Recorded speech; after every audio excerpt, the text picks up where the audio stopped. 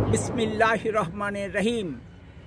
प्रिय देशबासी, আসসালামু আলাইকুম। আমি সামিউল প্রধান নার্সারিতে দাঁড়িয়ে বলছি। রাষ্ট্র বনাম আনোয়ার হোসেন চৌধুরী মামলা, যেটি হাইকোর্ট বিকেন্দ্রীকরণ সংক্রান্ত সংবিধানের ৮ম সংশোধনী মামলা বলে পরিচিত, ওই মামলার সংক্ষিপ্ত আদেশ আদালতে ঘোষণা দেবার আনুমানিক ১ মাস পর মামলার পূর্ণাঙ্গ রায় প্রকাশিত হয়। মামলার পূর্ণাঙ্গ রায় প্রকাশের পর ঢাকার বাইরে অবস্থিত সুপ্রিম কোর্টের হাইকোর্ট ডিভিশনের পার্মানেন্ট বেঞ্চগুলো উঠে যায়।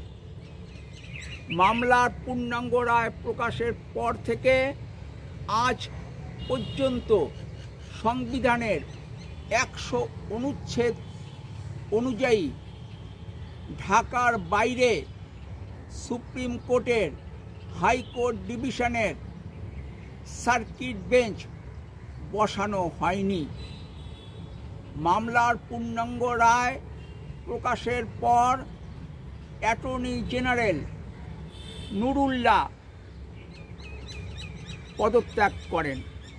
নতুন অ্যাটর্নি জেনারেল হন ব্যারিস্টার রফিকুল হক। ৬৫ বছর বয়স পূর্ণ হবার কারণে প্রধান বিচারপতি ফজলে কাদের মুহাম্মদ আব্দুল মুনিম অবসরে যান।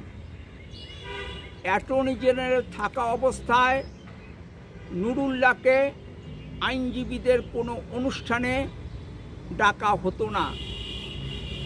অ্যাটর্নি জেনারেল হবার পর ব্যারিস্টার রফিকুল হক আইনজীবীদের এক অনুষ্ঠানে বলেছিলেন, কোর্ট, আমি আইনজীবী থেকে অ্যাটর্নি জেনারেল হয়েছি। আপনারা আমাকে এই অনুষ্ঠানে ডাকায় আমি আপনাদেরকে ধন্যবাদ জানাই। আনকোট। আইনজীবীদের ওই অনুষ্ঠানে আমিও উপস্থিত ছিলাম।